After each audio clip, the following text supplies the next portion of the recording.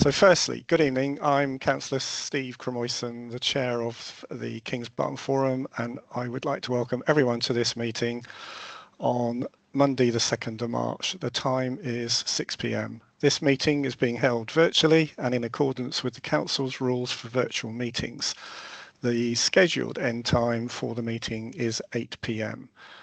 Councillors are reminded that although this meeting has been held remotely, they're regarded as being present in a meeting of the Council and should observe all the normal rules of etiquette and behaviour. First of all, please can I ask everyone present in this virtual meeting that your microphones remain muted and your camera is turned off while you're not addressing the meeting, as this will help to reduce background noise and avoid any unintentional disturbances.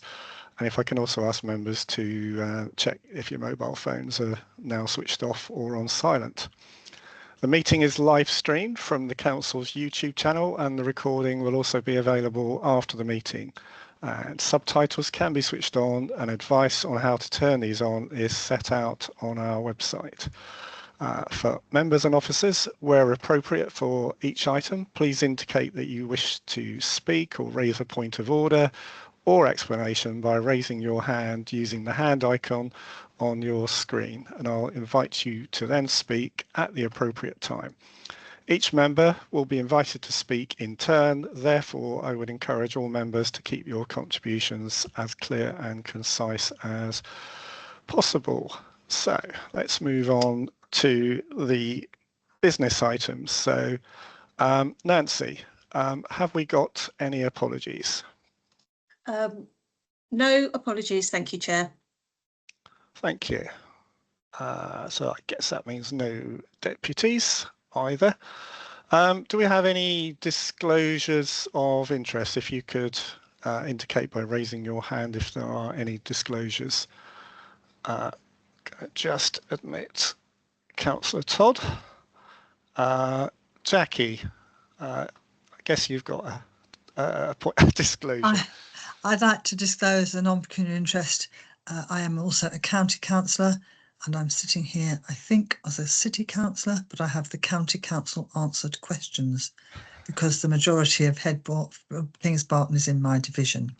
It's a bit complicated, but I have no financial interest in this, just as a councillor. Okay, yes.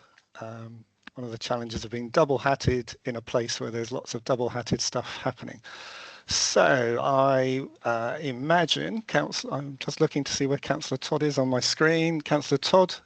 Yeah, so I'm here as a county councillor, but I have a dispensation granted by the equivalent of the Standards Committee at Hampshire County Council to attend and speak without restriction, despite the fact that I'm a city councillor in this particular case. Right, thank you, Martin. Right, so if there's no more disclosures of interest, Martin, if you could drop your hand. That's it, thank you. Chairperson's announcements. So I've got two announcements. The first relates to the community governance review process, which has been going now since I think last August, September. The update on the community governance review, there'll be a paper that will be presented and debated at the Licensing and Regulation Committee, which is on the 17th of March. The papers will be published on the 10th of March, so just about tomorrow week. There is a parish council briefing, which I think technically is confidential, to tomorrow. So parish councils will have some early sight. And when I say parish councils, it will be the relevant parish councils, not all parish councils in Winchester District. So it's just those that are potentially in scope for the community governance review. And that will be tomorrow afternoon. I think it's about 5 o'clock. And it's also a briefing for all city council members as well as the relevant parish councils. My second announcement is in relation to Hampshire County Council's presence in this forum. They have confirmed that going forward, it is not their intention to provide an officer to attend any of their forums, and of course that includes the King's Barton Forum.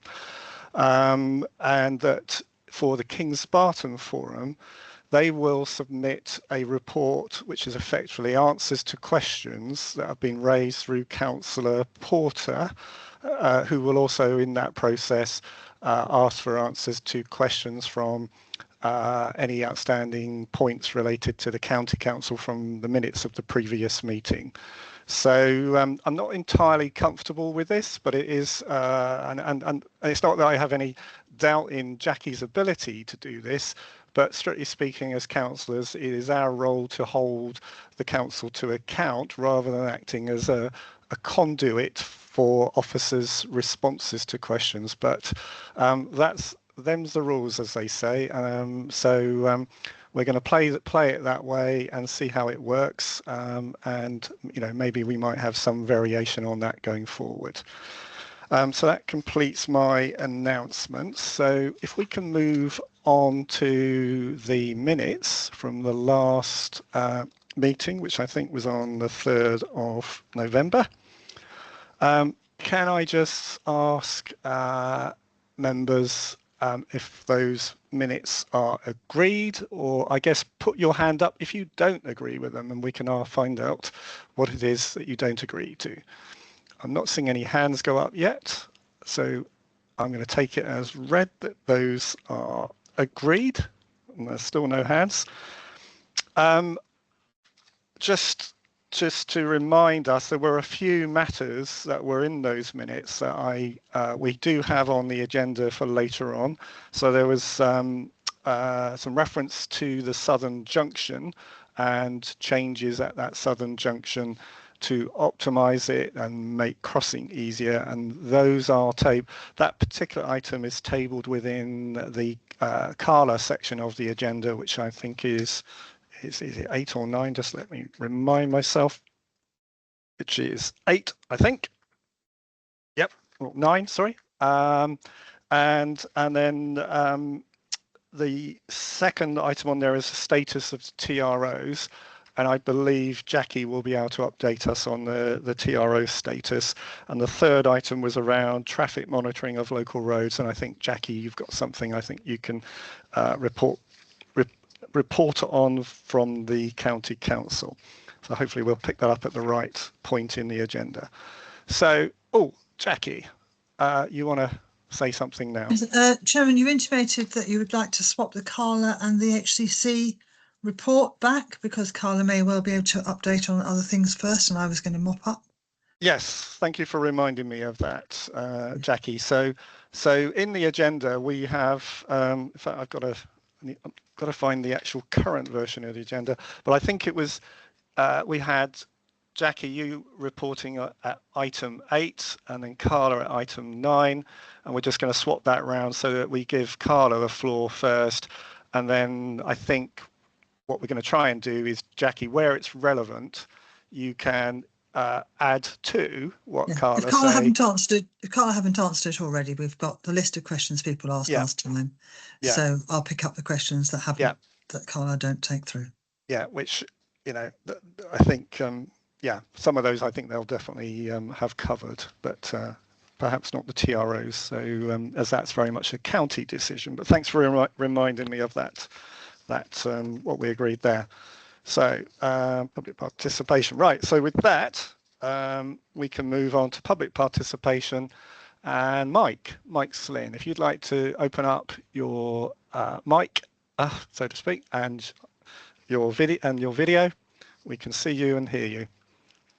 And we have submitted, your report has been shared around all members, including Carla, so they've all had a chance to read it. But I don't know if you want to just introduce it, as it were, and just cover off the key points that you want us to take on board. Thank you, Chair, for letting me speak. Okay, well, we made 10 points in our report. The first one was about the governance review, which I believe Councillor Jackie Porter is going to talk about. The second one is for Carla about electric charging points. We're pointing out that unfortunately in several of the flats, it's not possible for people to get late night charging. And could the could the meters please be altered so that that is possible? Third point was about the dwellings and the completion of Winchester Avenue and the park and ride site. We're wondering when the park and ride site will be opened. That's a question for the county council and city council, I imagine. The fourth point is about the signalised junction. You mentioned that, Chair, already. Hopefully you'll get an answer on what's happening. Fifth point was about the LCWIP and what is going to happen there, because at the moment we're not aware of any improvements between the development and the city centre along Andover Road being tabled at all. So we'd like some answer on that. The sixth point is the key one about the draft traffic orders that the county council published, and we just like an update as to what's happening there and when a decision is going to be made. Seventh point is about the road surface on Winchester Avenue, and I see that indeed Carla are starting to remedy that and improve the state of that, so that's good news. Eighth point is on a safety order report. We still haven't seen a safety order report for the design of Winchester Avenue, and we would be grateful if the county council could provide us with a safety order report. Ninth point is about bus stops, signs and shelters. And again, presumably Carla and the county council have agreed these, and it would be good if they could now be provided now that we have the bus route all the way through Winchester Avenue to get to the city centre. And the 10th point is just a point of information that Carla have agreed to us having a summer fete on June the 14th. That's just general information for everybody. Thank you. Okay, thanks, Mike. Sorry, not Mike. Members, have you got any questions for Mike at this point that we aren't going to pick up later on in the agenda?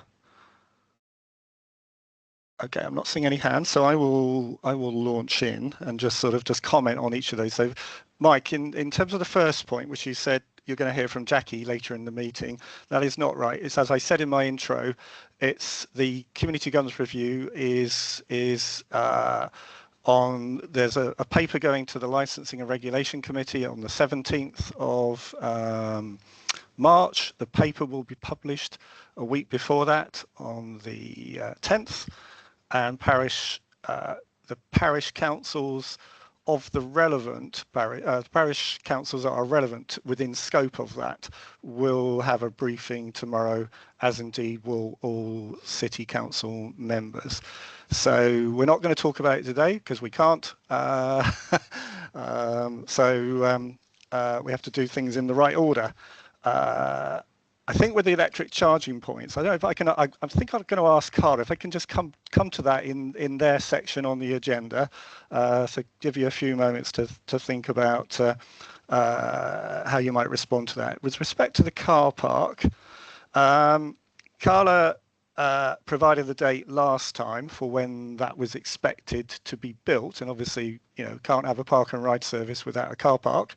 And it is in agreement with the city council, but I've asked if it is part of their overall, presentation on how things are going across the whole of the MDA, that they just remind us, because sometimes we take on board the dates in one meeting, and we kind of need to be reminded of that information next time. So hopefully, Carla, you can cover that off.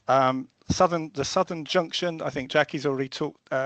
Sorry, we've got that covered in the agenda later, and the LC whip is not actually in the agenda today, Mike. But can I just qualify? What part of Andover Road are you concerned about? Just to make sure we are all thinking about the same part and not making assumptions. Thank you, Chair. On that point, it's the section of Andover Road between its southern junction with Winchester Avenue and the city centre. Right. So all the way down to Carfax. Right. So I think as it's not on the agenda, I'm just going to ask. I think Councillor Todd might have an opportunity to take that away from this meeting, or may even share something now. Councillor Todd, are you able to say anything about that particular point at this point? Yes, I know that.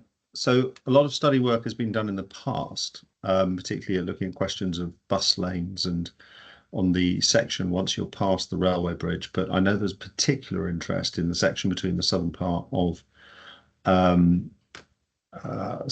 Kings Barton and the railway bridge, where quite rightly I and others have been calling for a crossing, for example, to slow down the traffic and make it more walkable. There was a study done in the past, and it is, as I understand it, currently being redone by county council officers to look at how to make that a better experience for pedestrians and cyclists between the southern part of Kings Barton and going into that part of town. It's of great interest to all the people who live on that section of the road as well. So I'm very happy to follow that up and go back to county officers and see if, as a minimum, we can get a written report or possibly some kind of timetable to know when improvements need to be put in there, because I think as Kings Barton is being built out, there'll be more and more pressure on that section of the road and more pedestrians wanting to use it. Great. Thank you. Thank you, Thank you, Councillor. Martin. And in addition to that, Mike, this won't address that Andover Road section. Later on in the agenda in AOB, if we haven't gone too far over our 8 o'clock, we may talk about the putative Barton line, which is a active travel route. But hopefully we'll get to that. If we don't get to it today, we'll talk about it next time. Okay. So Mike, sorry, there's a bit more on your list, aren't there? So just bear with me a second. The TROs, I think Jackie's going to cover. The poor road surface, I think Carla will cover in their section. Obviously, there's any immediate issues versus the longer term, which is when the point at which the road would actually be at a status that it could be adopted. So, and then the safety audit, and I'll leave that with Jackie to tell us if the county have addressed that within their report or whether that's an item to take away. Bus stops, I know that's going to get covered later on by, I think, Carla and Jackie, because I think it's a joint effort. And thank you for the notification of the summer fete. Jackie, you wanted to come in now? Yeah, just that the safety audit may well be better covered by Carla. Yeah. Okay. It's not an answer I specifically sought, but it's an answer that Carla may well be able to provide. Yeah. Okay. Right. So, Mike, if you could close your camera and your mic, then let's move on to item number 7. And Ruth, you're going to report in on the City Council part of the report, occupation numbers, and any status updates on current planning applications that are in progress that are relevant to items on the agenda. Thank you, Chair. So as usual, I've updated the Section 106 obligations table, and this was circulated as part of the agenda pack for the meeting. Yep. The latest council tax records show 753 properties within the site registered for council tax, with 4 of those currently unoccupied. So 749 as a rough approximation of occupations on the site currently. Taking the figure of around 750 and updating the table, that shows there are 2 HCC Section 106 obligations that have been triggered since the last meeting. The first one is the review of whether an additional second car club space is required. Carla have previously presented on this point at one of the previous forum meetings to show that that point wasn't demand for that second space. they've advised that they are currently formally agreeing this with HCC, so that obligation is going through the relevant process at the moment. The second obligation is a fairly substantial secondary education contribution to HCC, a payment which Carla advised they have requested the invoice from HCC to make that payment. As far as I'm aware, there are no other significant changes to the table at the moment, but obviously we are heading towards other triggers, certainly around sort of 800 unit occupation triggers. So that's an update in terms of the obligations. Did you want to pause there, Chair, or shall I move on to the current applications with the council and major applications? Let's just pause there a moment. I'm intrigued at the idea of requesting an invoice. Okay, but I wish I could do that in my life. Councillor Bathos has got a hand up. So, Councillor. Yes, so I just wanted to clarify about that second car club vehicle. So was the S106 actually conditional then on whether there was actually demand, or was it just that there should be a second car provided? I'm just bemused that if the trigger was to sort of say that a second car should then be available, why then it's subject to determination in terms of its use. Could I just have clarification on that, please? Yeah, from memory of the agreement, it's that there should be a review at that point. It's about 750 units as to whether a second car is required, there is demand for a second car. But I'm sure, I see Jackie has her hand up, and I'm sure Carla can provide a bit more information again, because they did present on this at the previous forum. Yeah. Yes, yes, I do recall it was presented last time, but Jackie, would you like? In the interest of expediency, it's a good idea to bring it here. So I asked that question of the County Council and said, question, is this a temporary agreement up to a revised trigger or a permanent agreement? And the response is, the request from Carla to review the requirement for a second car is still under review following the submission of additional information regarding usage. No decision has been made yet regarding the provision of a second car. If Carla thinks differently, then but that's the answer from the team at Hampshire County Council. Okay, thank you. Right. Where were we? Sorry, Chair. Yes.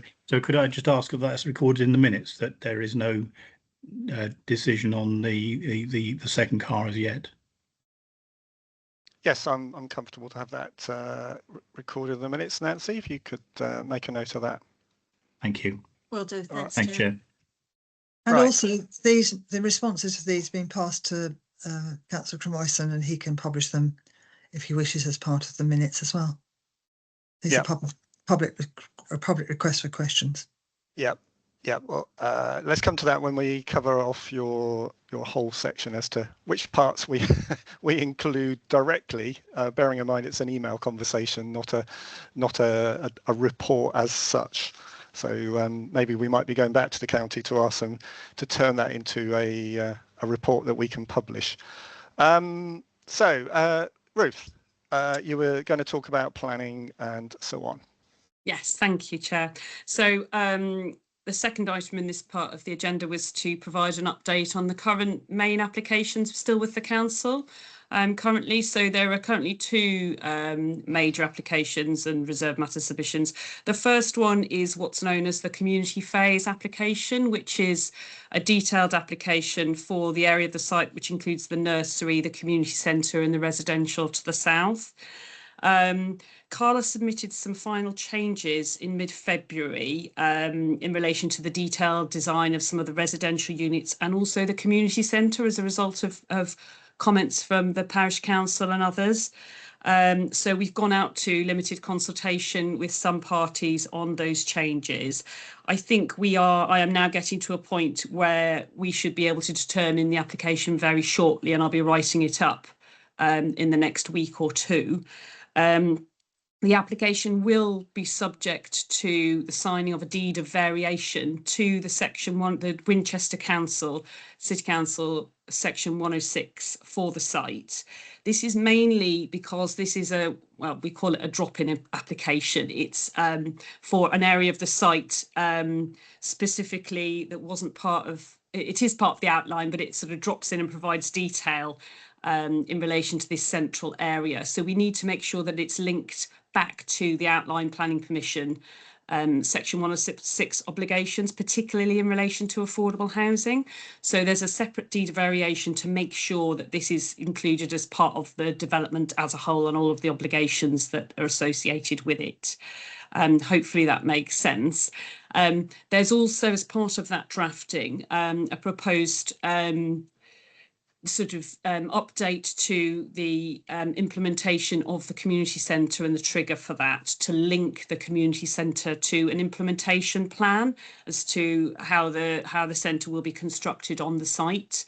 I can provide more detail maybe later on in the agenda. I think Carla, we're going to cover this as well, so we can provide more detail then. So that's the community phase application. The other application that's still with the council, has been with us a little while, is the phase 3B reserve matters, which is the area just to the west of the community phase. It's just residential in that area. So that submission, Carla advised they wanted to make some small changes in relation to the mix and type of residential units. And I've been told that revised plans for those will be submitted probably early next week, so that we can update the council website and have another period of consultation on the latest changes. And that, we've got a few other conditions in with us at the moment, but those two are the major applications at the moment with the council. Okay, thank you, Ruth. Have we got any questions for Ruth on that report? Okay, I'm not seeing any hands go up. I'm wondering, Ruth, if it would be, I'm kind of intrigued about the variation as it relates to, I think you mentioned affordable housing. I wonder, sorry, someone's saying streaming is turned off. Does that mean no one can hear me? Hopefully you can. If you can't hear me, Jackie, please let me know. It keeps going on and off, Chair, I noticed, actually. It's a bit weird. I've noticed that too. But I'm just, as long as you can hear me, and everyone else for that matter, I think we won't worry about it. We'll just call it technical. So a little bit, what that variation in terms of affordable actually means. Would that be better for Carla to talk about later, or do you want to? It's not a variation. If we're talking about the community phase application, it's not a variation to the affordable. It's just ensuring that all of the provisions and requirements for the affordable also relate to this community centre, because it's a full application rather than a reserved matters. It's a slightly technical planning issue. So it's not actually a variation to the affordable. It's just making sure that everything is consistent and applies to the whole scheme. Yeah. So it's deep planning, technical stuff. Right. Okay.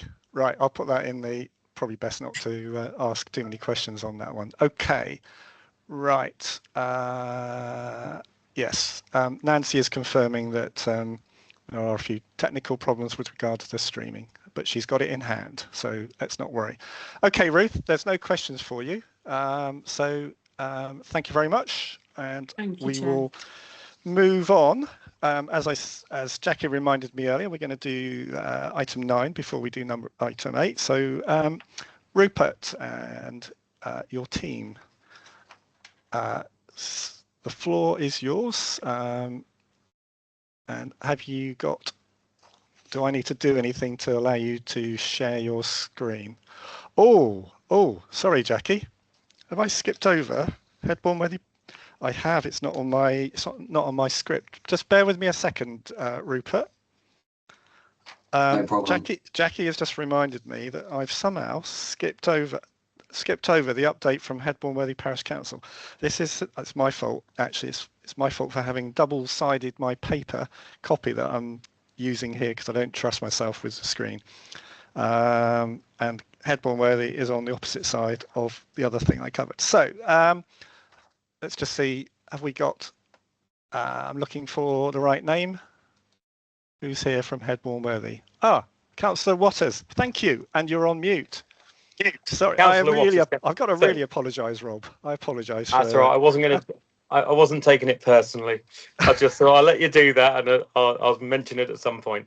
Yeah. So you've all had a chance to read the report. A lot of this will be covered actually by Carla as well, and so the community building, we've been working closely with Carla to ensure that what's going in place is fit for purpose, and that's fantastic. And we met with Carla in the last few weeks, and we've had a chat through the sort of external walls and the roof and everything that's going into it. So that's fantastic.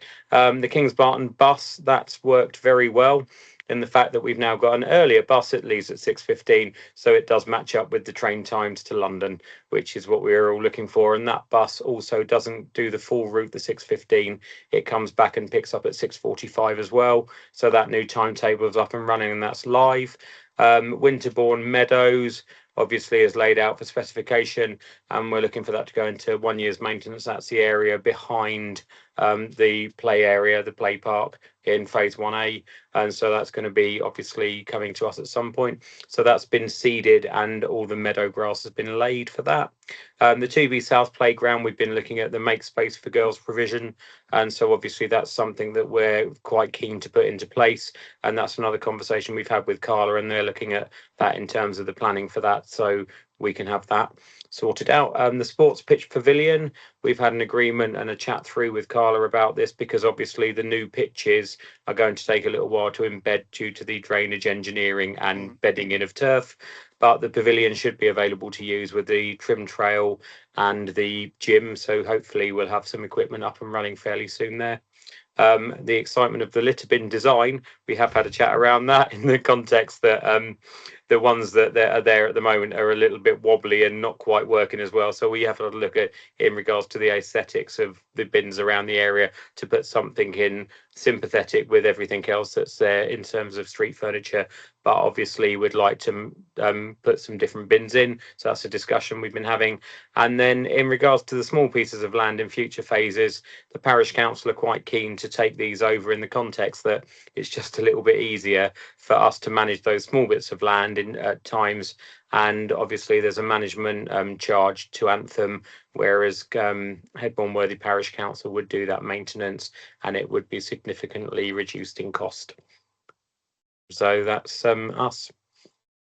Brilliant. Thank you, Rob. And may I just say, Rob, I think the Kings Barton Committee team is doing a fabulous job, because there's a huge amount of work to be done with all these different items, and you haven't got many councillors to do that, although you have roped in a few non-councillors, so great job there. Really good to see the bus starting today, although it's going to be talked about later, but I thought I'd take the opportunity to acknowledge the great work that Councillor Di Stefano has done with Jackie really and myself and county officer in getting that sorted out. So that's good stuff. And I think the litter bin has been talked about. I suspect the challenge there is going to be around, does it fit with the design code? So absolutely. I imagine it's not just about getting Carla to agree, it's probably about getting an amendment to the accepted by the planning team around the design code. So one of those things where superficially it looks dead easy, in practice not always as easy as it looks. But, and I know the other items are going to be covered by Carla in just a minute. So I can't see any members' hands up. Any members have got hands up to ask you questions, interrogate you? No, let's move on then. Thank you, Chair. Thank you very much. Thank you. Right. Okay, so let's move on. Now, Rupert, sorry, I was a bit premature in coming to you. So no problem, Chair. I think we're there. Okay, I'm going to share my screen. Can you hear me okay? Hear you perfectly. Okay, great. You should see a presentation on the screen any minute. Got multiple screens. Oh, there we are. That's it. Okay, you can see that okay? Yeah. I'm just going to take you through an update to the previous presentation that we presented at the last forum. Yeah. Table of contents, I won't dwell on the table of contents because we'll cover all of this, but we're covering all the areas that were picked up in the previous meeting, and from any actions or feedback we've received ahead of the meeting. But the first item we've got here is a video, some drone footage of the scheme taken only a few weeks ago, which really helps put into context what's actually, being built out there and is in construction, and then the future phases that you can see. We're just about to come through what's known as the neighbourhood centre. You can see the school just on the right hand side there. Moving up to the north of the site, so we're following the new Winchester Avenue. We got which hopefully helps the audience get a real feel for the scheme. And then just to the north west, you can see the sports pitches. Looking very green. Looking very green, very flat, all to Sports England specification. Yeah. And then you can see as we come up the park and ride site with the bulldozer working on it, and the Northern Junction. Yeah. So hopefully that's useful for everyone to put it into context. Yeah, I think that shot helps to sort of see how Wellhouse Lane will come in and join up with Winchester Avenue. So, which has been a question raised within the Kingsworthy and Headbourne-Worthy Village areas, so that's very helpful. Thank you. Okay, sorry, I was trying to go back to the slide, but I don't seem to be able to go backwards. Apologies. So I'll try not to preempt moving on too early before if there are any questions. But the first slide is on the community centre. So our planning application has been submitted.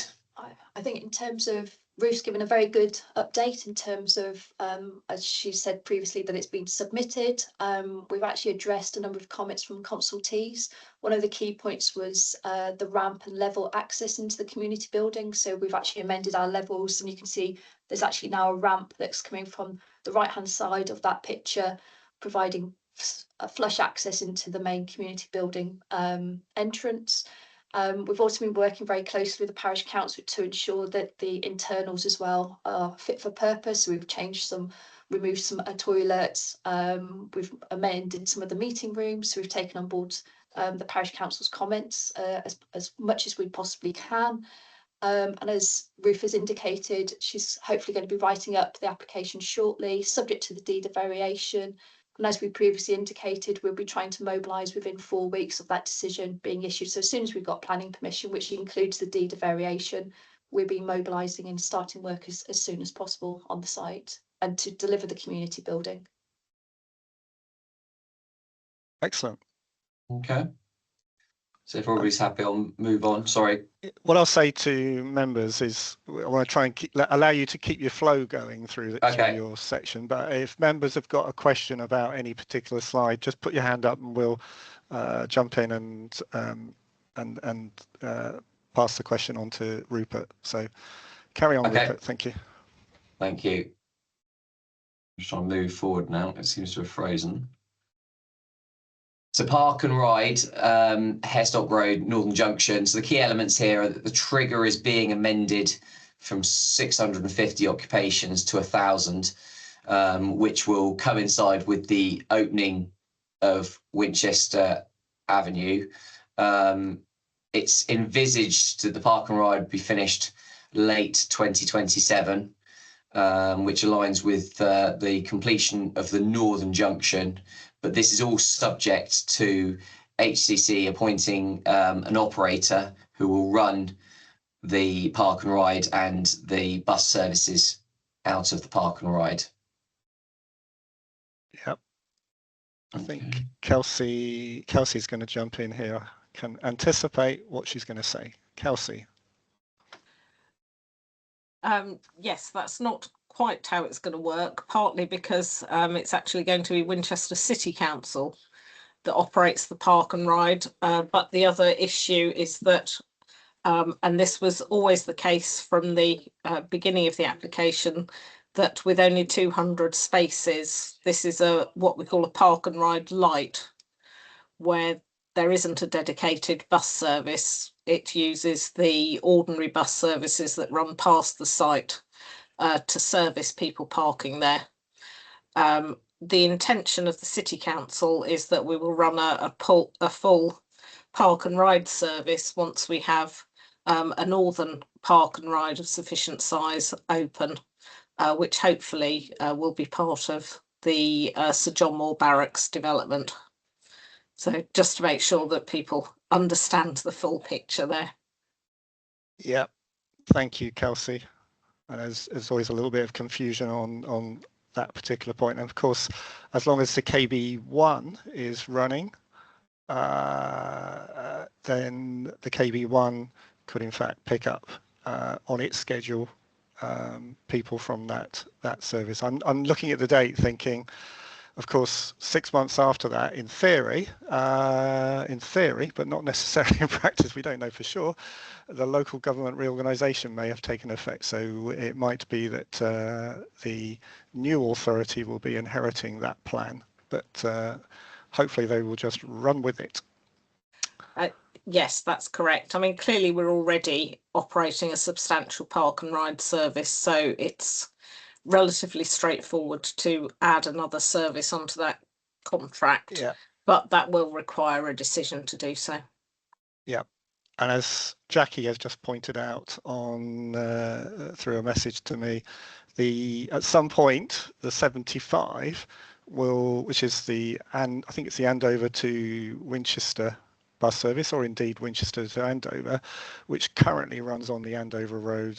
At some point we would expect that would get redirected onto Winchester Avenue.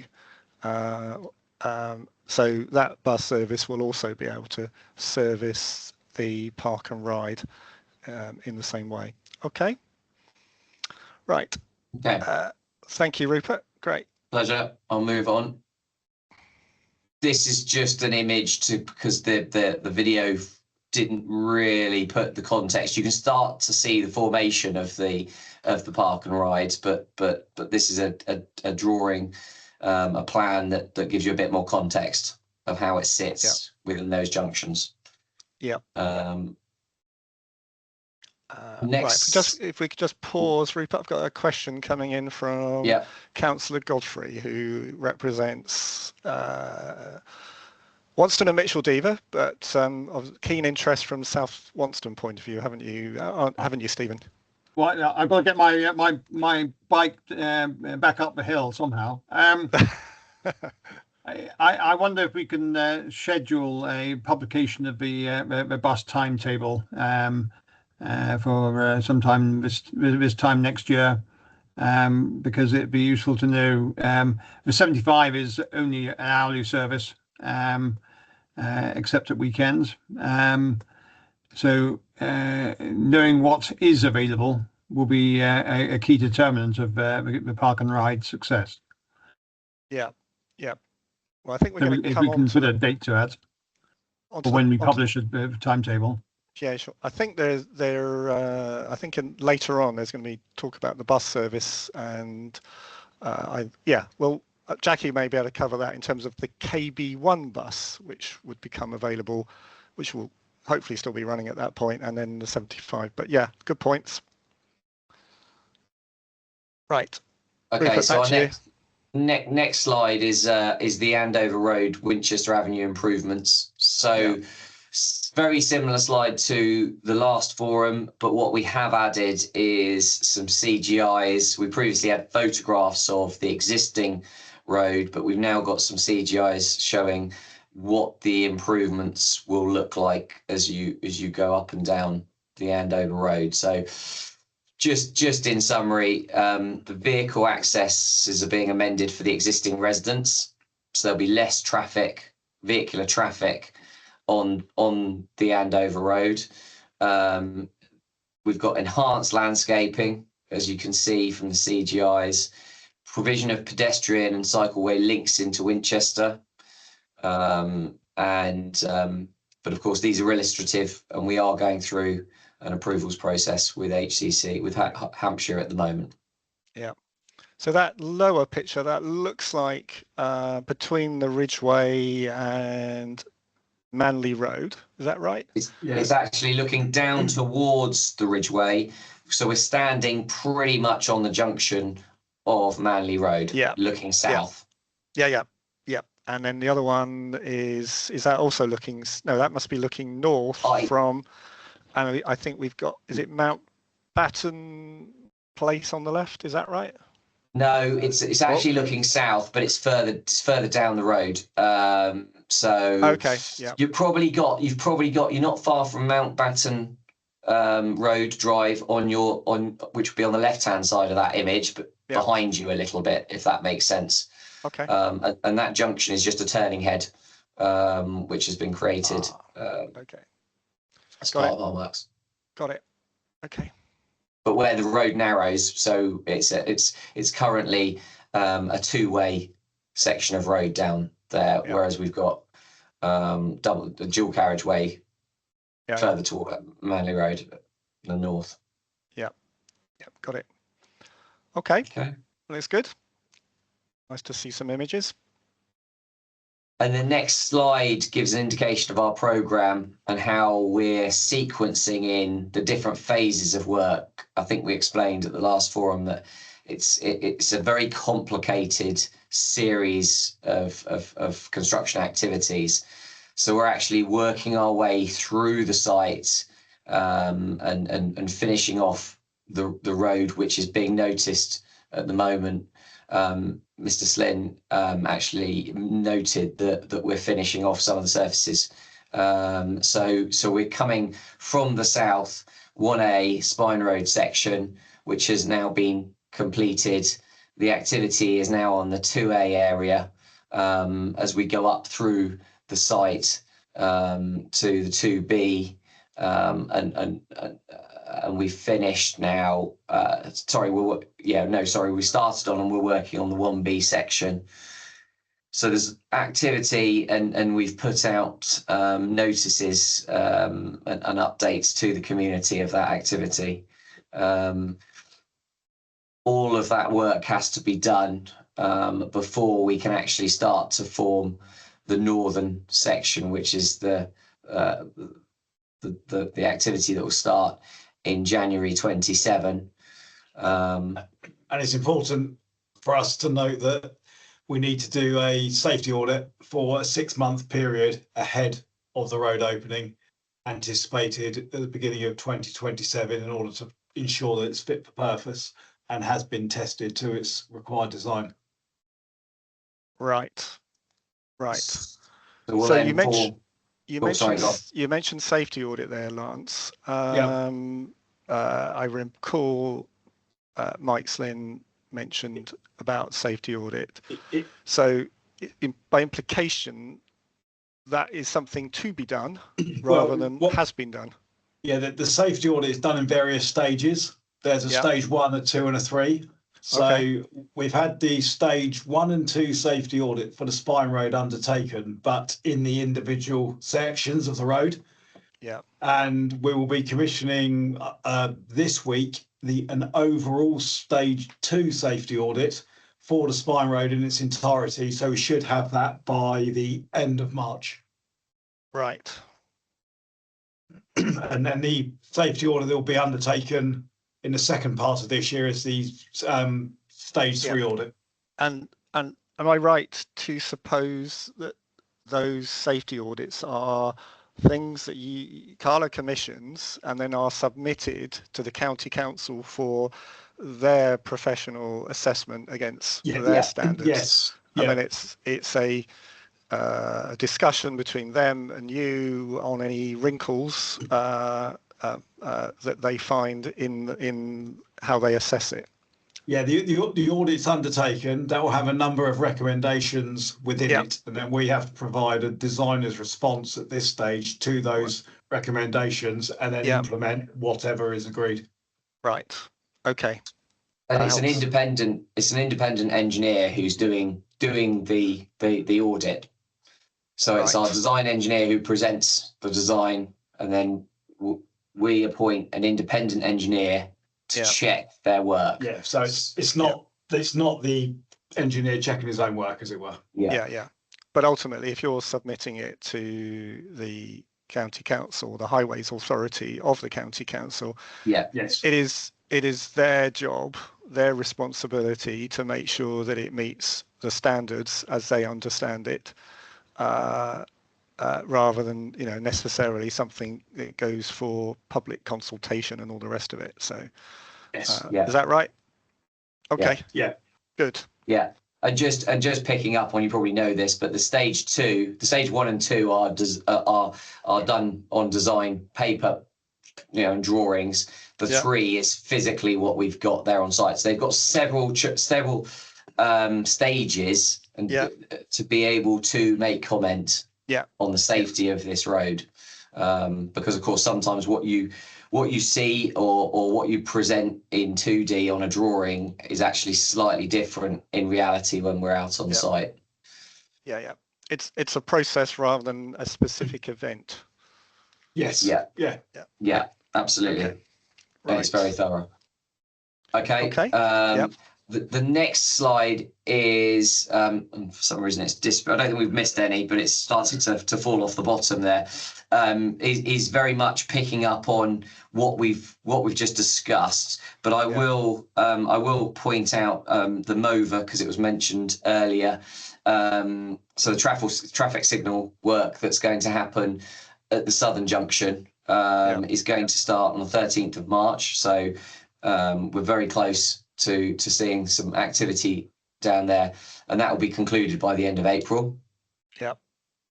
And then just 2 elements that we presented on at the last meeting have been completed. So the Northern Junction on-site work, so everything we can do our side of within our site for that Northern Junction has been completed now.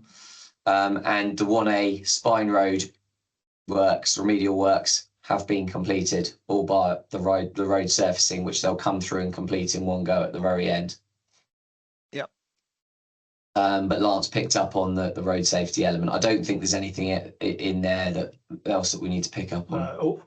Excuse me, all the other dates are as presented before and as per our implementation programme that we've agreed. Right. So the good news there is there's no revisions to those dates where revisions. Wrong programme. No. Okay. So one of the things I think we all struggle with, because this is, you're living and breathing it every day.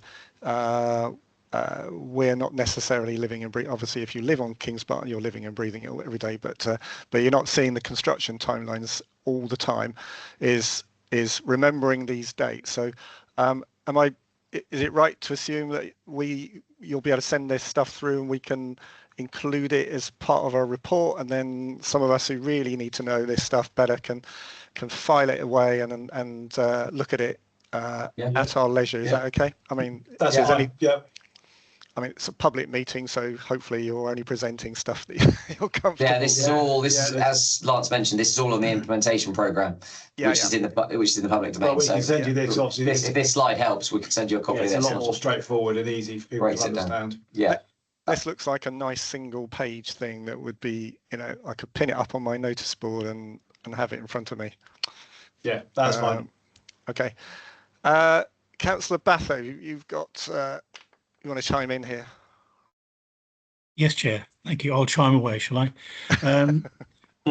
Just to clarify then, that at the end of July 26, i.e. this year, midway through this, or just over midway through this year, will that be the final course on the whole of the section from Manley all the way through to the junction with, or the current junction with Andover Road at the southern end? Yes. Yeah, we have to complete the road in its entirety, including the running surface, prior to the stage 3 safety audit being undertaken. Okay, I just want to clarify, because I think that sort of final stage of having the top course on was something that obviously was an objective. So it just to clarify that by July 26 this year, that will be finished. Okay, great. Yes. Thank you very much. Thank you. Right.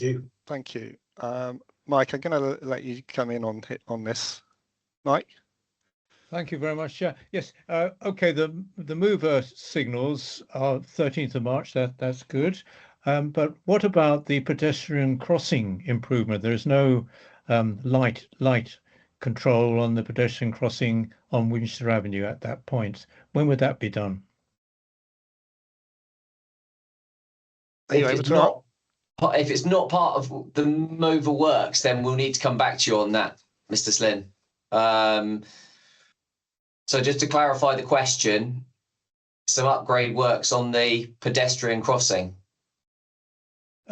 Yes, that's right.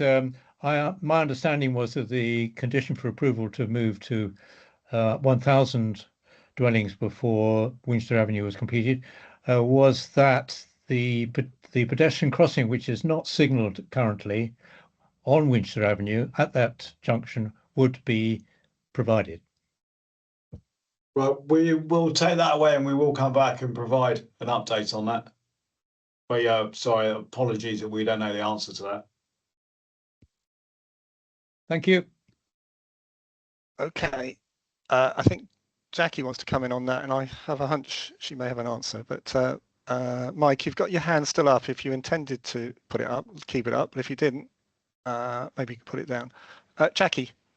Yeah, I had a conversation with the officer where we specifically talked about that as part of the MOVA works. I would appreciate Carla double checking, but my understanding it is going to be put in, and that once all of the works are connected up, the other two crossings will go and you will end up with just with one on Andover Road, because there won't be another alternative route to follow up. So my understanding is, Mike, that it will be done as part of this works, but if Carla could double check, that would be helpful. We will. Yeah, no problem. Thank you, Jackie. I think, am I right, Jackie? This is one of those things where the county are actually doing this, but they needed Carla's cooperation in the detailed design. So I guess Rupert and team, you weren't necessarily completely au fait with absolutely every detail of what the county were going to put in place. Just you needed to know what you needed to know. So anyway, it'd be helpful if you can double check, as Jackie said. We'll find out. Just in case there's a miscommunication somewhere. Yeah, right, no, that's brilliant. Okay, thank you very much for that, and we look forward to having this slide and me being able to pin it on my notice board. Sorry. Okay, no problem. Anyway, sports pavilion and pitches. So we've touched on it, I think, already, but construction works are well progressed now. There is the installation of external pitches is now complete. We do come back and put some drainage in, which is normal practice once the pitches have started to take. But then they will go through a period of 12 months to grow and settle. And we're on programme to hand these over along with the pavilion for summer 2027. So that's the programme. I think, Councillor Waters, you might have mentioned a bit, slight expectation of it being slightly earlier. Yeah, that was actually a point, Chair, that the Parish Council asked the question if the pavilion could be brought forward ahead of the pitches. I've actually taken that internally and had a discussion, and the timing of the pavilion and the pitches will actually align. So unfortunately, we were trying to enable the pavilion to come forward quicker, but it will be handed over at the same time as the pitches. Right. Okay, so likely to be in much the same time as the community building as it looks at the moment. Okay. Yeah. Right. Okay, thank you. Right. Yeah, carry on. Okay, we've got the next slide is on, we've titled it public amenities. So just picking up on some key elements that are happening out there. We've got the full size mugger to be delivered in phase 4A, but exact timings are currently unknown for that. Play parks, phase 1B play area has been handed over. Phase 1A play area is due to be handed over imminently, and the phase 2A Mugger is on maintenance and will be handed over this summer. Yep. Within the neighbourhood centre, for the nursery building, we have received offers and are likely to make an announcement in the next 3 months as to who has been successful. The supermarket, we hope to be in contract this summer, when we'll be able to provide more details on who's been successful. And then with regards to the pub, currently there's little interest being shown in the site, but we are hopeful that as more occupations and the development progresses, that will change, with the growing markets that will be available to an operator. Yeah, I think as Winchester Avenue opens up, that will help them to sort of see the value proposition from their point of view. Absolutely. Yeah. Absolutely. And if there's no questions there, I'll move on. If there's any questions from members, please put your hand up. I've got the nursery ones are really interesting and good news, because until today, I thought that the position was that there hadn't been a huge amount of interest. So obviously things have changed, and that's good to see. Any other comments or questions from members, or should we let them move on? Councillor Morris. Yeah, if there turns out to be no interest in the pub site, could it be repurposed for something else? Is that an option if there's no licensing wanting to take it on? Yeah, can't see that being an issue. If there's it eventually will need to be something rather than an open space. So if there is no uptake, then we'll liaise with the authorities and residents to see what that area could end up being used for. It would be subject to a new application, so we could have discussions with Winchester City Council and agree an alternative use if there is no uptake on the pub. Yeah. I don't know what the timeline on that. I would imagine that in terms of change of use in planning terms, the planning authority would really want to know that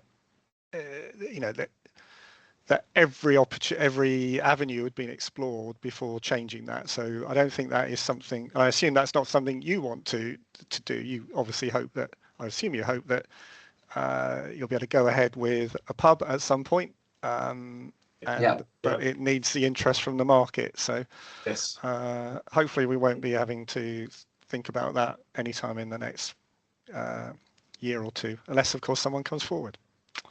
Right. We have been actively marketing the pub, so if there is any change, we have got evidence. If that is something we do need to discuss in the future to actually demonstrate everything that we've done in terms of trying to promote and encourage a pub operator. Yeah. Just my ad hoc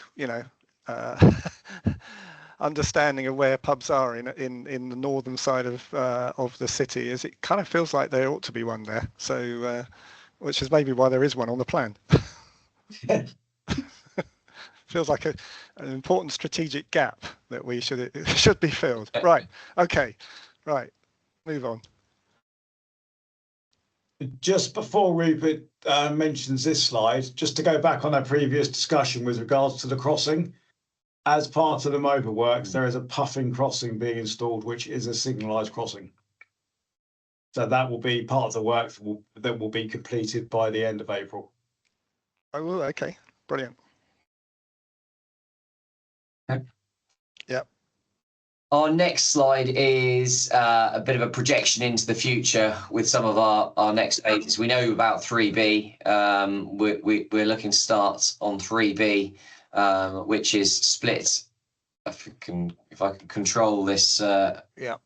This pointer, but between the open space in the middle here, so you've got part of 3B there, and then a little bit more of 3B to the north. At the end of this year, 4B then will start mid 2028, and 4A will start on site mid 2029. These are very high level, and those last two could move around there's loads of factors that will determine when they're brought forward and how they're brought forward. They might flip. We have moved those in order with our current thinking because of logistics and construction activity and the way it will work, but they could quite easily be flipped over again, given the timescales that are involved. Yeah. But you can just get a bit of a feel for our intention there. Yeah, it's good to have that. And obviously, having a reference point means that in future, if you do need to flip it around, we know what you're flipping, where we started and what we're flipping it to. Okay. Absolutely. Good. And I guess this is probably quite a good plan that shows the full context of the master plan on this slide as well, and the phases as we know them, because they can appear when we talk about 4A and 3B to be a bit alien and out of sequence, but that's just the nature of, I suppose, the planning process, the way it's come through, and the discussions at times when they give them numbers originally, things get moved around. Yeah, of course. Got Mike Slynn with your hand up, Mike. Do you want to come in with a question? Yes, thanks, Chair. Just on the Puffing crossing, could you just explain how that's going to be linked to the existing traffic signal controls? Thank you.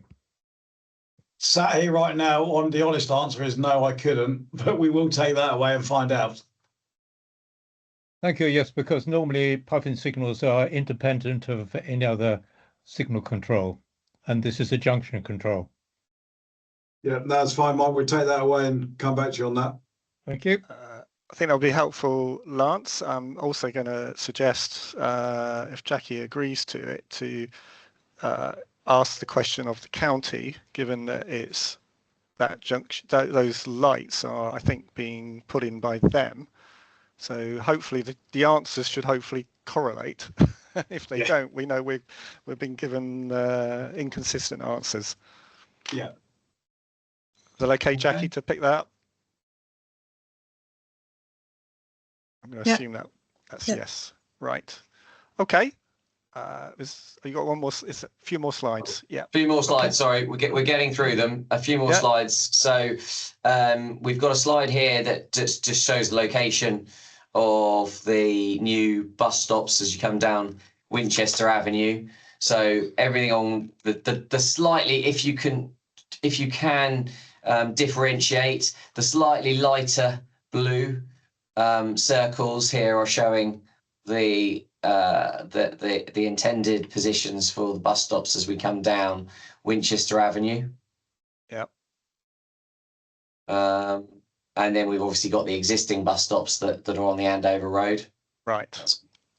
And then we've also got a slide here that shows the crossings on the Winchester Avenue.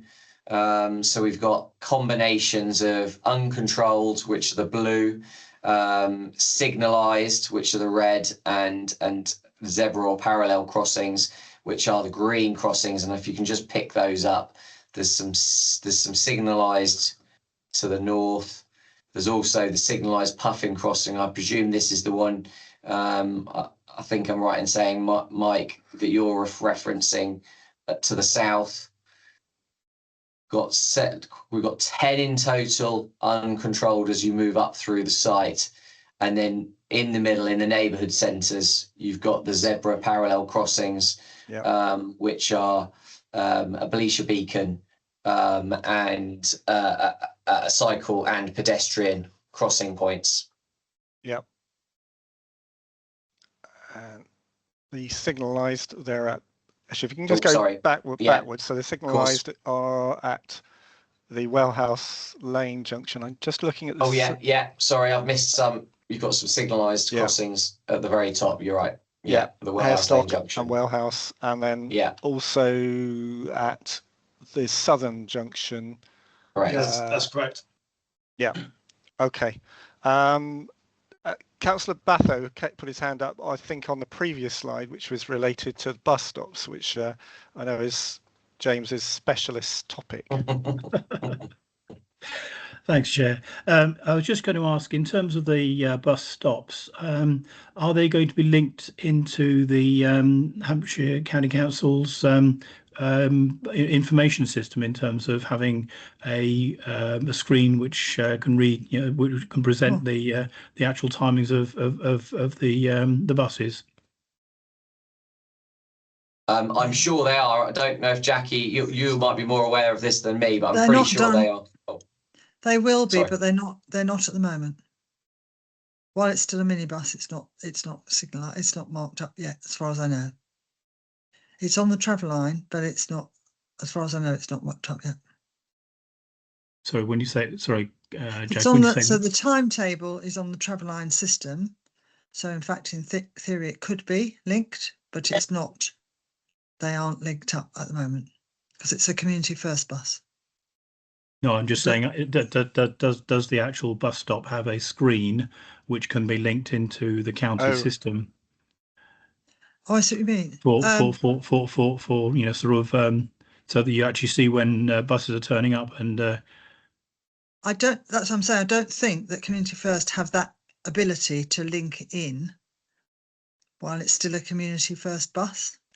Okay. I don't think they have the ability to.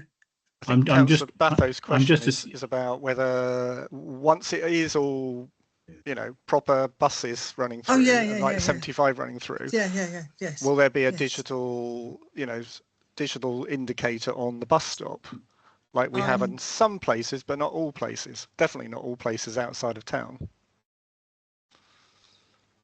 I'll check that, James. I know there are some bus stops. Some have bus stops, and they will have electricity linked to them, but I'm not certain all of them do.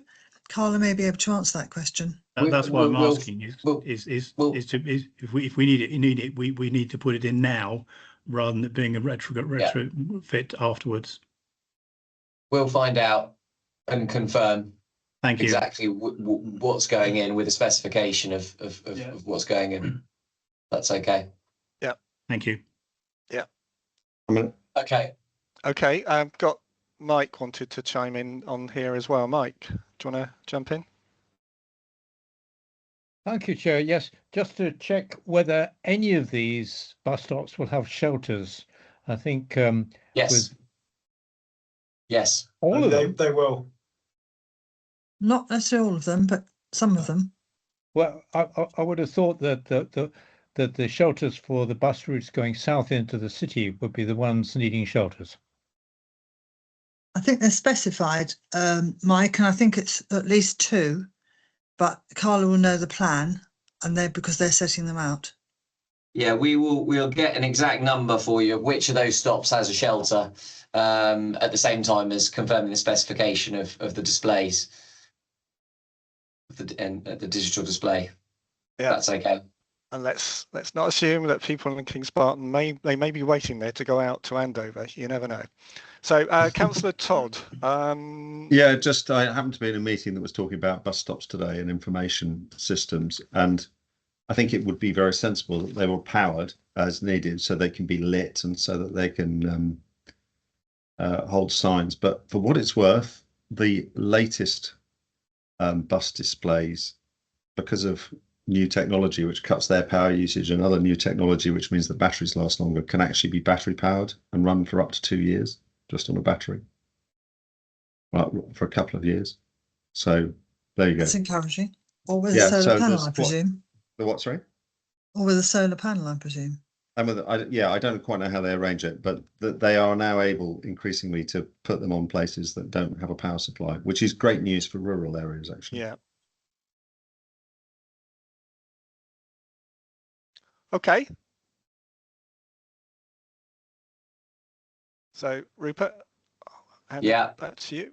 I think unless there's any questions on the crossing points, we'll move on to some of the routes through. So I think there was a specific question about the route through from Mountbatten Court bus stop through to the Winchester Avenue and the new bus stops that will appear on the Winchester Avenue. So this slide just gives an indication of the quickest route, or 2 of the quickest routes Yeah. And then the next slide that's been split into 2 images shows even more routes through from the Andover Road through to new bus stop locations along the Winchester Avenue. Right. For those that are interested, and ties them into any crossing points. So you can see how your on-foot journey to a bus stop would move through the scheme. Yeah. Okay, that's good. That'll be useful for people who are living in Andover Road. And then I think this is our last slide. We've just got a slide here after the conversations that we have been having with Cycle Winchester, that Carla are in support of the Barton line, and at the appropriate time are looking forward to engaging with Cycle Winchester and the team to see how we can work together to help deliver it. Yep. And I think that's, working through with the city council officers as well, who can provide that bridge. I think, it's Cycle Winchester are very keen on the name Barton Line, but obviously at the Kings Barton end, we definitely need Carla's support for signposting and anything else that needs to go there to make sure that people know about it, and we can try and drive up the active travel use to join the various communities together. Absolutely. Okay, that's your last slide. That is our last slide, but we have got We've got Lucy. Lucy, who's from iTransport, who's our travel plan coordinator. And if the chair's happy, Lucy could give a quick update on the travel plan measures that we've put in place and some initiatives and monitoring that we've undertaken. And we'll also touch upon the car club as well. Absolutely. Before we hand over to you, Lucy, sorry, and I'll let you have our screen, but to try and keep this as seamless as possible, we've got a couple of AOBs. We've touched on the road safety audit, electric vehicle charging points. We were going to pick up on from after Mike raised it. We're going to need to take that away, Mike. We weren't aware that residents were unable to charge through the night with the system that's been installed. So if it's okay with you, we'll also take that one away and come back to you on how the system works, because that wasn't our understanding. Great, that's good.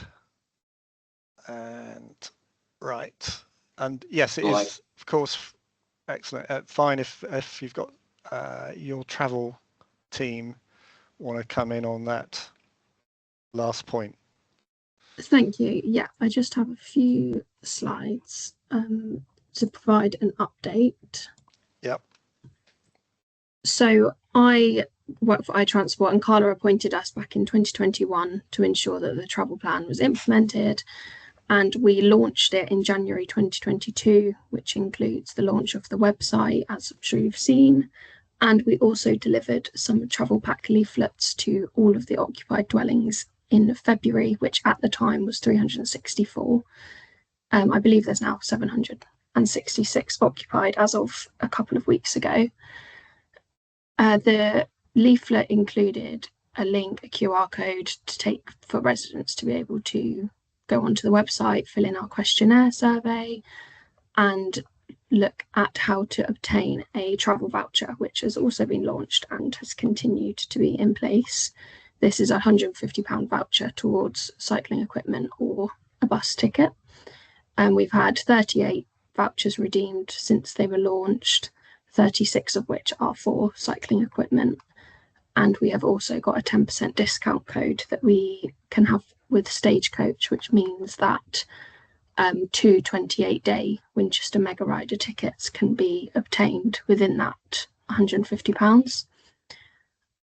We also undertook a steering group back in April 2023 with the Residents Association, Stagecoach, Carla and Hampshire, and we propose to do another one in the spring to inform of where we are, the update and the monitoring. We have the website link there available, and to continue to promote the travel plan, we are looking at doing a further leaflet drop and newsletter update this year, and we would also be keen to look at launching a community event once the local centre is open. Yep. And on another development as well, we've done a bike doctor event, which was really successful, so we suggest we do this as well, which residents can essentially bring their bike for some simple fixes on a Saturday. So we'd like to put that in place as well. This is just a snip of what the website looks like. We've got a plan to show what is currently available, but as you'll see, the bus stops will now be located within the site. This was done when we first launched.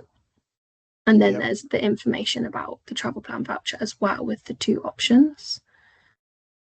In terms of monitoring, we are monitoring the travel plan for 10 years, and this initially began in 2022. And we started with a questionnaire survey, which I said was included within the leaflet. We had 49 responses out of the 360-ish, which was 13%, slightly lower than what Hampshire require at 35%, but they are understanding that this isn't always realistic. Not everyone will fill out the questionnaire. So we also did a multimodal survey in the April, which included cameras at all of the access points for vehicles and pedestrians to record how they entered and left over a 24-hour period. And we put this into a monitoring report, which was issued to Hampshire and approved in April 2023, and that is also available on the website. The second survey that was then undertaken in March 2024, we had more access points available, so the scope increased slightly, and the results followed within the second monitoring report, which was approved in February 2025. We also provided an update to the Residents Association in November last year, in the form of a newsletter, which will be similar to how we'll do our next promotion this year, which updated them on the monitoring and the car club. This is the brief that the survey company worked to back in 2024 to show where the access points were. Some of them were informal because they were just the cut-throughs that people were using for leisure walks. And this is a section of the newsletter that we will update this year to capture summer 2026. And then onto the car club. So this was launched on the 8th of March 2022, operated by Co-Wheels, and is currently located on Morse Road. The intention is to relocate this to the local centre once it's open. And as it was mentioned earlier, the uptake is not currently showing that there is the viability for a second car. Despite a slight increase in 2024, utilisation has decreased, but we hope that this will significantly improve once the car is relocated, and we will almost re-promote the car at this point through a new leaflet drop, showing residents the benefits of the car club, how you can sign up, and inform them of the £25 driver credit and free membership that's available. We have had 5 residents use their £25 driver credit so far as well. The car's available to the public too, and it's on the Co-Wheels website should anyone look for a car near them in the Winchester area. Yep. And then onto the bus service. We initially had the taxi share that was in place from 2022 until October 2024 by Hampshire, which was just prior to the KB1 launching. And again, as mentioned, the bus service is now running between the development and the city centre with the new timetable in place from today. I have been talking to Community First via email, and they're should be in the final stage of setting up the online booking system, which should have live updates and people can book their tickets online, and it means we can then include the 10% discount as we currently do with Stagecoach to the KB1 service. And I believe the bus stop infrastructure is now in place along Winchester Avenue. Yeah. And then that's our email that's monitored regularly. We have the inbox. I work alongside my colleague Rachel. We both monitor it, and happy to for anyone to contact us through there. And that's how people obtain their vouchers as well. Thank you, Lucy. I'm just going to ask members if they've got questions. I've got one for you around the utilisation of the car. Yeah. I think it was sort of in single-digit figures was the utilisation, wasn't it? Yes. In terms of percentages. What would be a high number? Because if it gets really high, it's not going to get to 100% because the chances of having people going from booking to booking to booking 100% of the time is unlikely. Or do you measure it in a different way? Is that percentage the number of days that it's used or the number of minutes in a year? How do you measure so it? We have recordings of the utilisation per month out of whether it's being used 100% of the day each within a month, and then we also have the number of bookings and the distance that is travelled. So, for example, in 2024, the 9% equated to 155 bookings of the car, individual bookings. Right. So there is scope for it to significantly increase. 155 bookings is half a booking a day, give or take. Yes. Okay, that's more than I would have thought. In terms of schemes elsewhere, what's the highest utilisation percentage you've got up to, or you've seen in other places? I haven't seen, because on the other developments I'm on, we haven't introduced car clubs yet, but I believe a colleague has had one where they've got to in the teens, so not above 20% yet. Right. Yeah. Okay. They are more outer London locations as well, I would say. Greater London. Right. I think Councillor Porter has got a question for you. Thank you. I'm just going to talk about the bus back again, actually, because you mentioned about booking, and I don't want people to think on this, if they're just listening to this, that you can only get the bus if you book. You can get the bus. Yes. Because you said about so they could buy a ticket and book a ticket online. Actually, they can buy it in any way, just as a normal person can getting on a normal bus. So I just wanted to reassure people on that. Thank you. But the second point I was going to make, and about even before this change to a service which would be more useful, they're talking about 600, between 570 and 600 uses per month. So the question is with the car club is how far a 15% usage is still might be that everybody wants it at the same time. So how do you equate, and is there any information from Co-Wheels that can show us that actually there is a maximisation of a service, and does it really matter where it starts from? Because at the moment it's starting at the bottom end of Morse Road, and I understand it's going to be moved up closer to the community centre. Is there a location of the site from which it's taken any indicator of the popularity of a service? Potentially, yes. When we first spoke to Co-Wheels, they would have preferred it to be in a much more central location and said that in their experience, the location does help, as people will walk past more regularly, see, oh, what's that car, Google it. But I can probably get data from Co-Wheels. They're super helpful at sending us through statistics, so it's something I can ask. But I know they're definitely keen for it to be more central. And also the number of car clubs means that you have to sign up to all of them or to more than one if you're interested, and they all charge a monthly fee.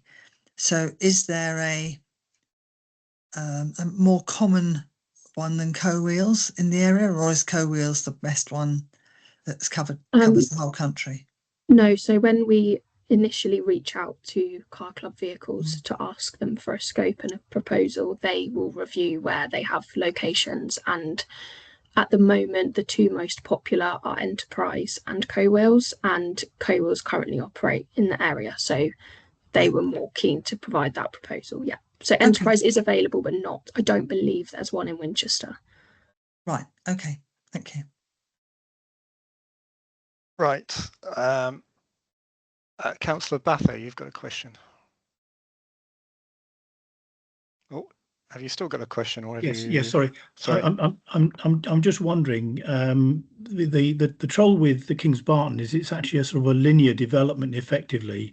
Though there might be a centre, it's actually not actually in the centre if you're looking at the north and the south of the development. So actually, to some extent, actually having two cars, one in the north and one in the south, might actually be, sort of better. And I'm also conscious that the sort of development has sort of gone in stages. So there's not really been a sort of a steady population in the south. So I'm just wondering, sort of if we maybe you're sort of finding that it hasn't reached its there hasn't sort of the sort of population hasn't been sort of stable enough to actually sort of create that demand. So I'm just wondering, actually, with the geography of Kings Barton, whether moving it to the centre will actually make a difference. Because if you're already down in the south, would you actually walk halfway through the estate to get to the car? And I'm sure the people in the north aren't doing that either, because they don't want to go all the way down. It is about availability and about proximity. So I'm just wondering whether, with the geography, actually sort of having a split, two car service would actually be a more sort of sustainable sort of option. Thank you. No, thank you. The intention is definitely, if a second car is put in place, there will be one in the north and in the south. That was always the proposal initially. I think moving it to the local centre is more because, as residents attend events or organise or things that are happening in the community centre, then there will naturally be that attendance happening, and they'll be seeing the car as well. So I believe that is the idea, but we will definitely we'll take that on board for sure about the populations. Okay, thanks, Lucy. I think maybe Councillor Todd would like to come in here. Yes, for my sins, I was once responsible for Winchester's car parks, and I'm pretty certain Enterprise Car Park, Car Club, we've given them a space in the Drury Street car park. I think there's a couple at the station, and there's another one at University of Winchester. So they are quite present in Winchester. Okay. Don't know if that changes anything, but yeah, we did definitely speak to both car clubs at the beginning back in 2021, and it was Co-Wheels that were very keen to have a car here, maybe because Enterprise are already within the city centre. Yeah. I think, thanks, Lucy, for answering this question. I think, Lucy, I think the challenge is going to be working out when to move it to the centre, because the community building is due next summer, and obviously that will bring a certain level of footfall. But the really key part is when the neighbourhood centre comes in with the supermarket and other shops, etc., that are going to be there, and a parking spot. And I think that will be the thing when the footfall in that centre section really, every day ramps up, as opposed to just for events at in the community building. So that's just my gut feel about it. So it probably needs to be thought carefully. As Councillor Batho said, there is a case, certainly at the moment, with it still feeling like there's a north and a south site.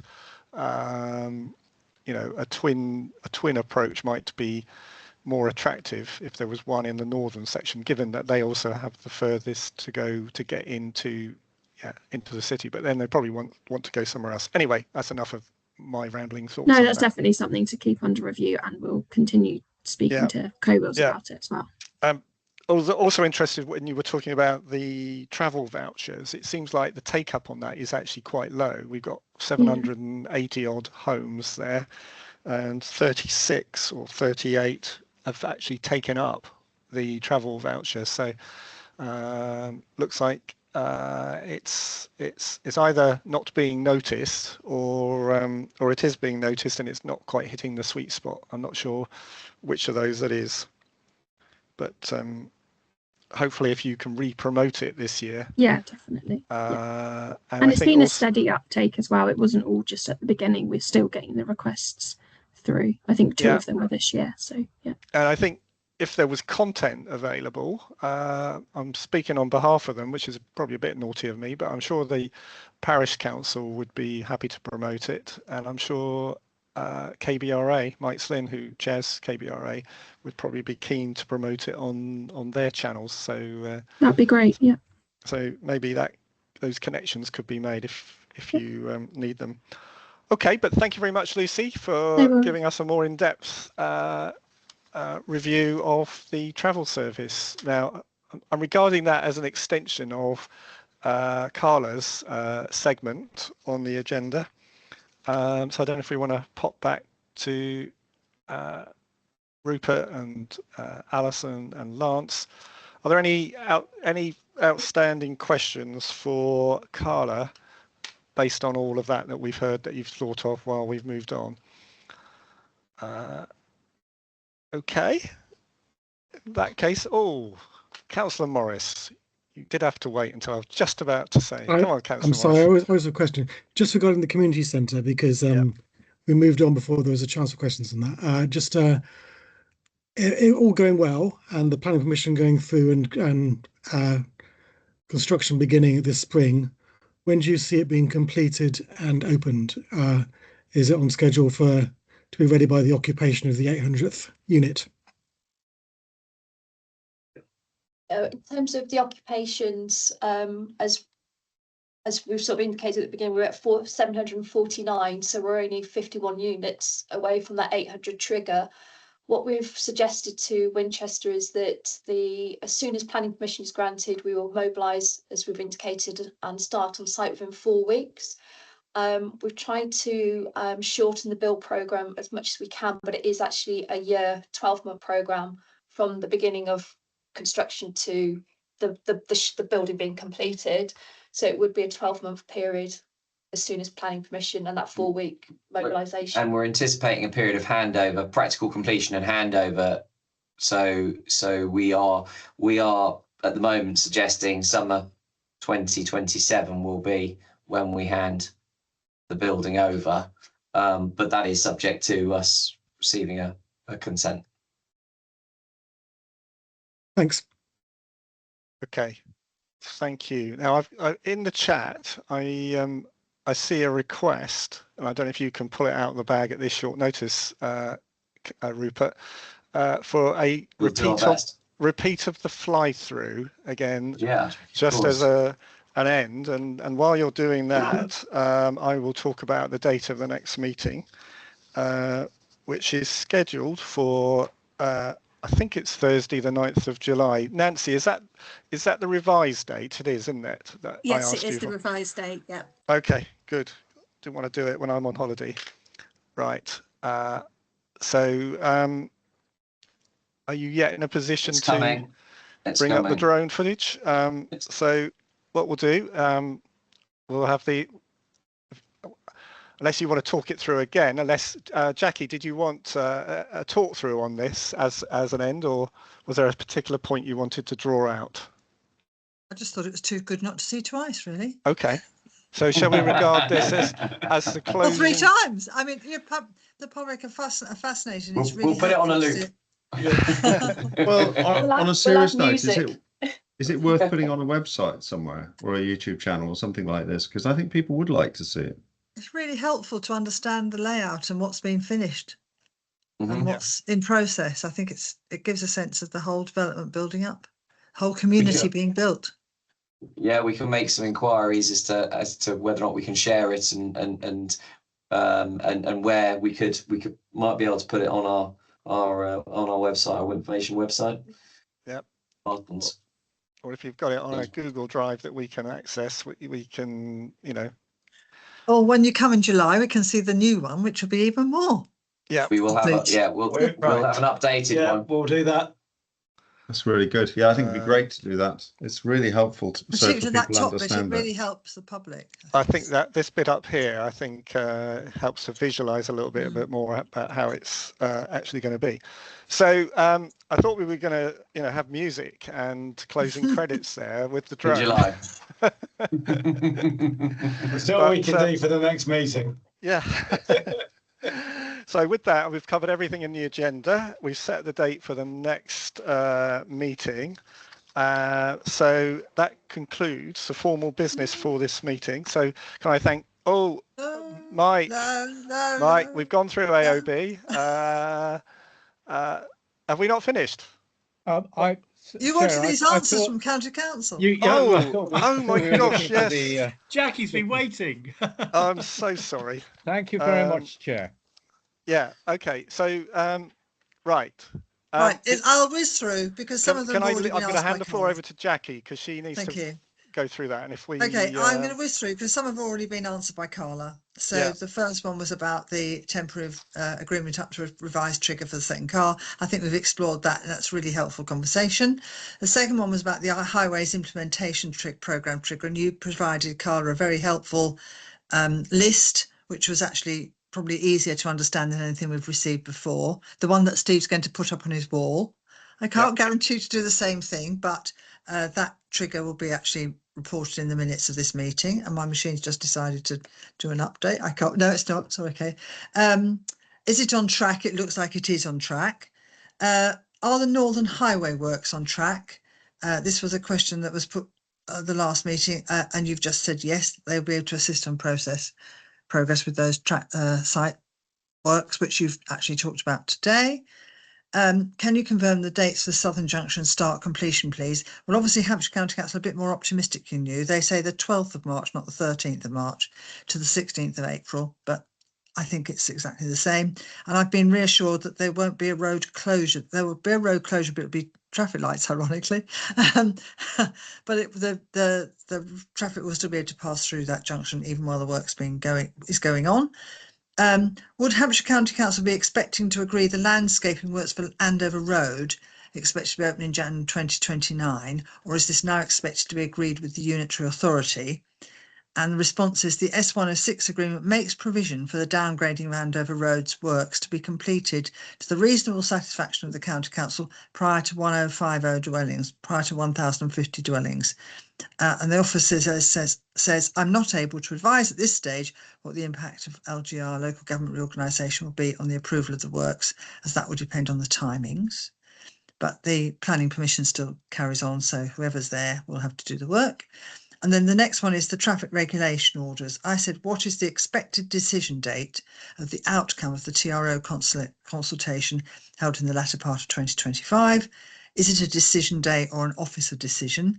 The TRO process is ongoing, with consultation processes being reviewed and responded as part of that process. At this stage, no formal date has been set out for making that decision. Further details, including the format of the decision, will be confirmed in due course. Sorry, there's no final decision. And then this is the next question, which was considering the impact on other roads when Winchester Avenue is fully open and Andover Road is closed. What actions has Hampshire County Council taken to monitor the traffic on other roads, e.g. Stockbridge, Stoney, Priorsdene and Worthy Road, so that any TROs can be prepared to support minimal diversion of traffic when Andover Road is closed, which I think you related that at the beginning. And would this work in its entirety be undertaken and funded by the Kings Barton S106?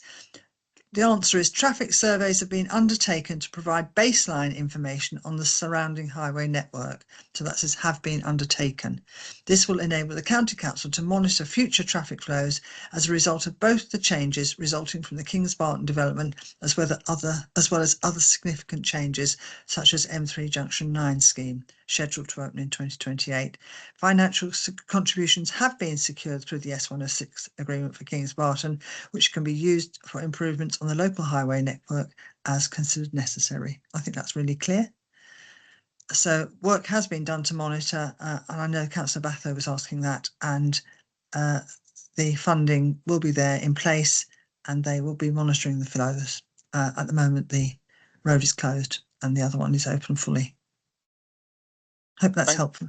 Thank you, Jackie. That's really helpful. Can I ask, is it reasonable to ask the county council officers to turn that into a document, probably PDF, I guess, would be how it'd be delivered, with effectively a Q&A where the questions are posed and the answers are there, and then we can have that uploaded to... Yeah, I'm sure. I mean, he sent it to me as a public document. I'm sure that I can do that and just check that he's happy.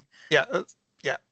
However it's done, I don't. It was sent. Really It was sent with the overarching of the director, and it was fully expected that it would be read out and shared at this meeting. I just think it'd be easier for people to consume it if it's published as a document rather than having to go through the whole minutes. And then we can attach it as part of the minutes. Yeah. Okay. Right, before we close, I've got two hands up. So Mike, Slynn, and then James, and then I think we'll close it after those two. So Mike, if you want to join us. Are you going to join us, Mike? I'm not seeing you come onto the screen, Mike, so I'm going to go to... Sorry, no, you are there. Yeah, apologies. Thank you, Chair. Just on the issue of the draft traffic orders, I'm sure you'll be aware that this is a key issue for residents. Could we be informed of progress in the County Council's decision making on this, so we have plenty of time to decide what we're going to do? So, if I could just put my own spin on that, Jackie, is that TRO process, is it something where there are milestones, where there are interim points which are shared with the public, or is it's a process and they're doing their stuff in the background and then there's an outcome? Which of those two models does it follow? Well, that's why I was asking about, is it a decision day or an officer decision? Because if it's a decision day, and I would think in this terms it would be a decision day, it hasn't said that in the response, but it says further details, including the format of the decision, will be confirmed in due course. And I would expect to take that back from this meeting to ask that very question.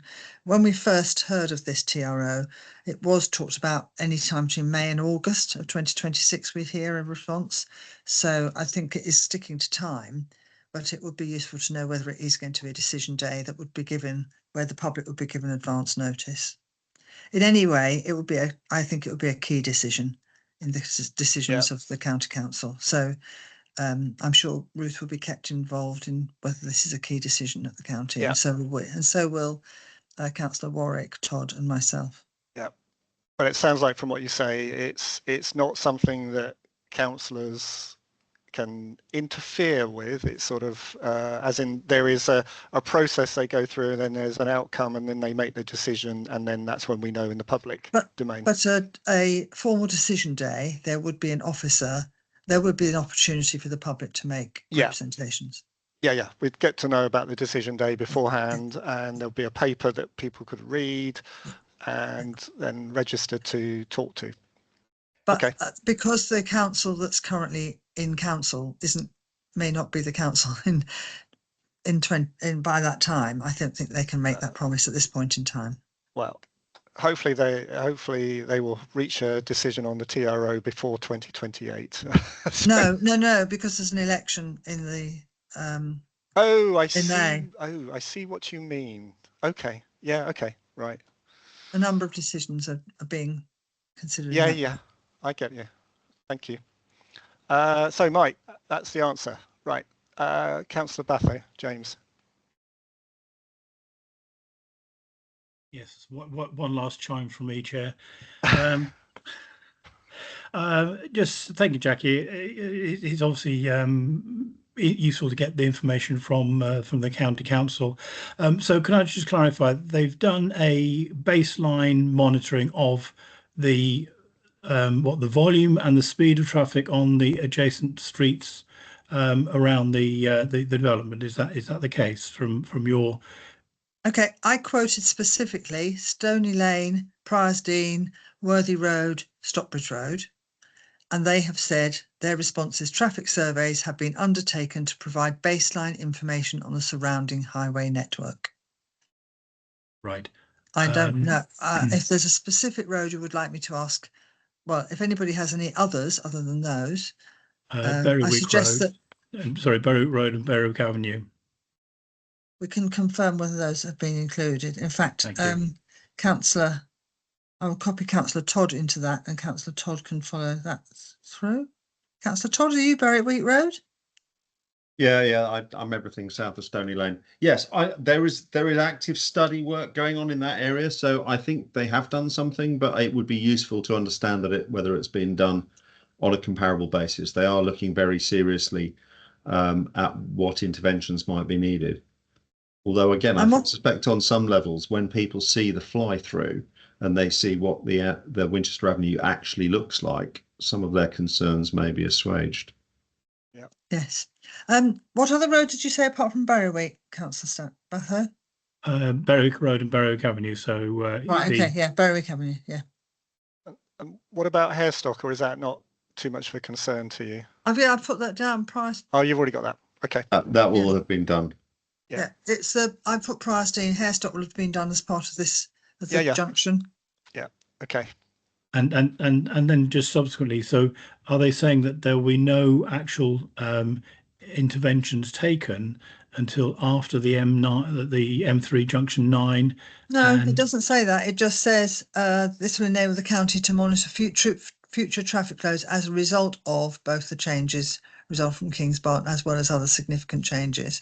It doesn't say necessarily they would wait. It just says that it would allow them to monitor it. I presume they may well wait, but it doesn't.